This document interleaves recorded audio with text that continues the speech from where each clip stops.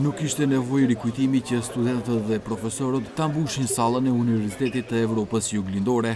Amfiteatri i mbushur e pret rektorin Abdulmenaf Bexheti, prorektorën Besa Arifi, profesorin Blerin Breka dhe mysafir të lartë qeveritar, ministren e mbrojtjes Radmila Sheqerinska dhe zëvendës kryeministrin Bujar Osmani. Njeriu i pari i sekretariatit për çështje evropiane nuk erdhi në kohë dhe debati i ndryshimeve kushtetuese filloi pa të. Që në hyrje, rektori Bexheti vuri theksin në pyetjen sa janë të rëndësishme ndryshimet dhe jo aq përmbajtja e tyre. Duke mos qenë i fushës përkatëse, nuk do të hyjë në përmbajtjen dhe karakterin e ndryshimeve. Edhe pse në aspektin e kauzalitetit, pra për çfarë shërbejnë këto ndryshime dhe çka në mundsojnë këto, edhe personalisht në tërësi pranoj propozimet e draftuara. Këto ndryshime do të na hapin perspektiva euroatlantike dhe perëndimore që ne i ndrojmë që nga koha e rilindjes sonë kombëtare. Rreth përmbajtjes më shumë foli ministrja Radmila Sheqerinska. Njëri nga argumentet para auditoriumit në Tetov ishte trajtimi i marrëveshjes Kornisë të Ohrit në ndryshimet.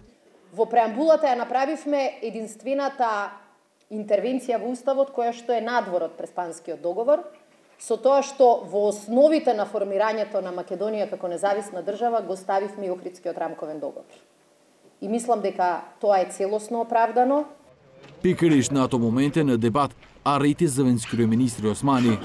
Edhe pse u vonua dhe ndërpreu kolegën në fjalim, ai mori një duartrokiqe. Por duartrokiqe mori edhe një grup i studentëve. Për shkak se po na i tregoni të njëjtat pallavra për 27 vite qeverisi. Këtë vend, shqiptarët nuk janë shtetëformues në ndryshimet kushtetuese e para. E dyta, gjuha shqipe nuk është zyrtare si gjuhë, por si përqindje. E treta, flamuri shqiptar nuk është në kushtetut.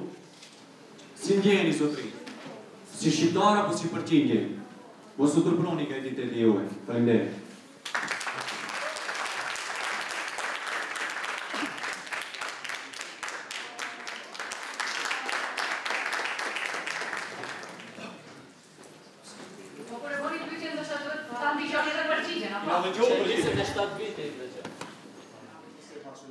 Zëvendës kryeministri më vonë u përgjigj në pyetjen. Unë mendoj që ka ose një keqkuptim ose një grack në cilën bie mos e qëllimisht ose mendoj pa qëllim.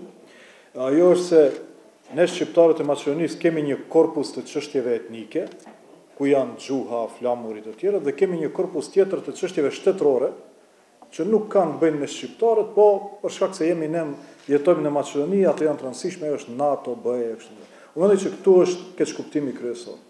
Nuk ka interes më të madh puro etnik shqiptar se sa antarësimi në NATO.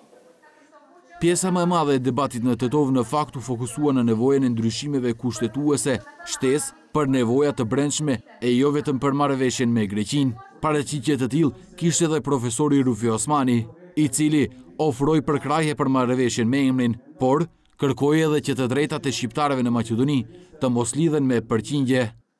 Unë jemi ofenduar dhe i nënshmuar si profesor dhe si qytetar se përfaqësoj popullin që është 20% në kushtetutën aktuale. Pra, si do ishte ndjej zonja Sheqerinska nëse unë do i përfitoresha si përfaqësuese e popullit 50% në Republikën e Maqedonisë.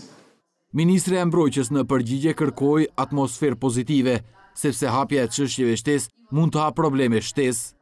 Што се однесува до сите прашања кои не се опфатени со уставните измени, јас ќе цитирам реченица која во сите преговори мислам дека треба да ни биде на ум.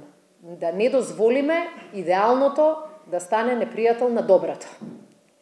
Да не дозволиме желбата сите прашања да се решат, да не спречи ни едно прашање да не се реши. Инаку, дискусијата процент или збор нема крај. Во моментот кога ќе речеме бегаме од проценти, некој од другите националисти ќе каже окей, а значи тогаш не важат процентите за правична застапеност. Трет ќе каже нешто трето. Ќе дојдеме пред собрание, ќе ги видиме тамошните пароли и тие нема да ни помогнат. Mendimet e ndryshme në amfiteatrin e Universitetit të Evropës Juglindore, megjithatë, nuk krijuan përçarje. Mysafirët të cilët u pritën shumë mirë u përcollon në të njëjtën mënyrë.